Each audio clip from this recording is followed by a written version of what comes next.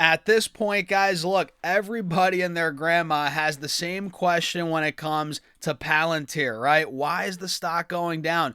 Earnings were so good. Why aren't we breaking out? I mean, sure, today we're up 5%. Very nice day so far.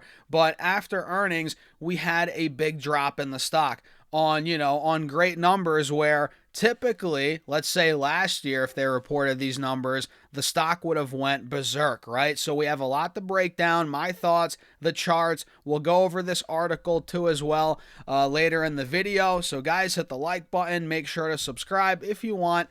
Check out the Patreon as well for my portfolio updates, my private Discord. You guys see every move I make. All of that is on Patreon. Check it out. Link down below. So, look, Palantir has been down and out for months. And the main reason why I think is because it got boring. Wall Street got tired of it. They moved on from the story for now. And that's exactly when I actually get more interested, when Wall Street's kind of turning away from a stock, but not completely. It's not in the spotlight so much anymore. And don't get me wrong. I mean, look, Palantir still has a massive retail fan base and spotlight on it, no doubt. But not nearly as much as last year. This is when I typically start to get more interested because these times when, it's kind of not in the spotlight, as much as it was, Wall Street seems a bit bored.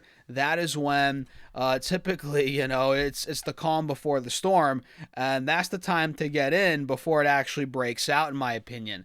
And the numbers are there. It's not like the stock's deteriorating on failing fundamentals. They're getting better, right? We're seeing record numbers. The growth is insane. The earnings, the guidance was super strong. So that leads me to believe a big pop is coming. And then this is the funny game that is the stock market, Wall Street, right? Whatever you want to call it. Again, things are, maybe Palantir is out of favor for now, but once the stock really starts to break out, let's say they report another good earnings report, whatever, earnings aside, because clearly we saw earnings didn't push the stock, but let's say we start to get a breakout on the name, right? Momentum starts picking up. That's when Wall Street's going to pile in, right? Let's say the stock starts to take out 155, 160, and it won't happen here at 140, right? Maybe some people are buying it, whatever. But once it starts breaking through 170, 180, that's when Wall Street's going to pile in, and that's when we're going to get the momentum to push even more, right? To 200, whatever, 200 plus. Not saying it's going to happen in a month or it's going to happen like that, but that's how it works, right? And that's when you're going to see all, the spotlight come back on it, the narrative shift again, and it's just funny how it works. And then you'll look back and be like, oh, I wish I bought it, during that time period. So I'm convinced that's what's going to happen here on Palantir. It's out of favor. Kind of, people got bored with it. It had such a great run last year, and it's just been down and out the entire year. But I think at one point, it's just going to go, and it's going to catch fire, and then momentum's going to pick up. Wall Street's going to pile in again, and then we're going to look at it and be like, oh my God, we're at $200 a share. It's like, holy crap, how did that happen? That's what I think is going to happen here on this stock because, again, the fundamentals are getting better and we're just not moving. But at the same time, we're making a strong base here at about 130, 140. But we just have to get out of this 150, 160 resistance. And we'll see, if the earnings, especially, man, look, if we get another good quarter next go around and the stock's still flat, man, I'm going to pile in at that point even more. That's going to be a signal that, okay, fundamentals are getting better and better. Guidance is strong. We're going to break out eventually because stocks follow the fundamentals. But then you could argue, Stas, the stock ran so much, it got ahead of itself. The price to earnings, price of sales got through the roof, which I get it. I get that argument. but it's just something about the stock, man. I think it's gearing up for a breakout. I'm getting that feeling, and we don't invest or trade just based off feelings, but again, all these things are lining up, fundamentals. We just have to wait for the break. And my alerts are set 150, 160 on this stock. And let's go over to this article quickly, guys. Rosenblatt, amongst others, raised their price target on Palantir stock to $225 a share. This is what I'm talking about, right? Once we actually get the breakout, they're going to up it to like 250. All these other firms are going to come out, put buy ratings. This is how the game goes, guys. We can see if I zoom in a little bit, they have a buy rating on the stock. And by the way, I'm close to buying calls. I'm in this stock with shares. I have been for a while. My average cost is $20. You guys know the whole spiel. I sold a good chunk at the end of last year at 180, but I'm still in shares. And man, I'm looking to buy calls here. Maybe on the breakout, well, ideally on the breakout, but maybe even before, right? I might accumulate even some leaps here as the stock's consolidating. That's how much I think we're gearing up for a move.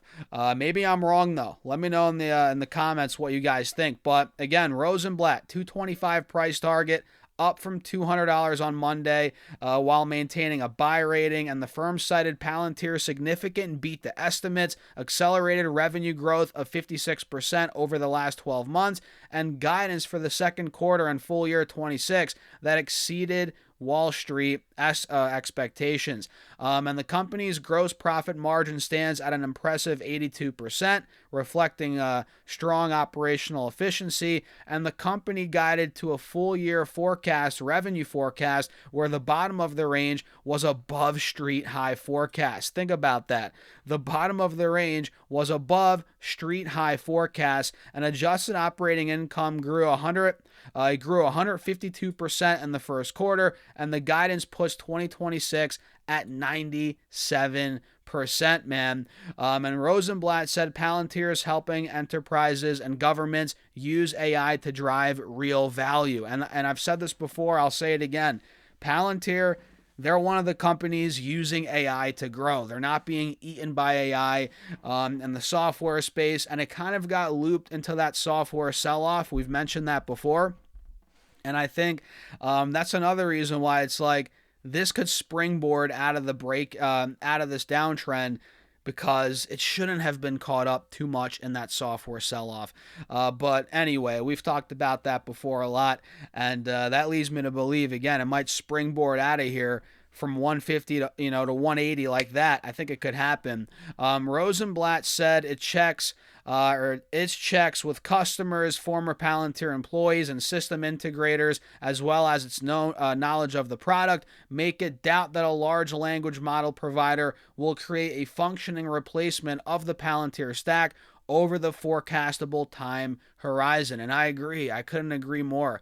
For deeper analysis, investors can access Palantir's blah, blah, blah. Okay, that's an Investing Pro ad I'm reading. Shout out to them. I mean, investing.com is awesome. In other recent news, Palantir Technologies reported strong performance, blah, blah, blah, yada, yada, yada. But the point is, guys, no need to dive too deeper into this. We kind of broke down the earnings already. Their guidance for 26 revenues between 7.65 to 7.66, up from the prior range of 7.18 to 7.19 billion, and above the street estimate of 7.2 billion. So, I mean, the numbers are strong, fundamentals are there, like I've said throughout the video, and you got to ask yourself, can these LLMs, will Claude, can you vibe code a product to compete and beat Palantir right now? I just don't see it. So again, the springboard effect, we'll call it that. I think that is what Palantir is going to see here, but we're not there yet. And when in doubt, zoom out. If you look at the 3-year chart, it's still very strong. Max chart, I mean, guys, come on. This thing is up and to the right.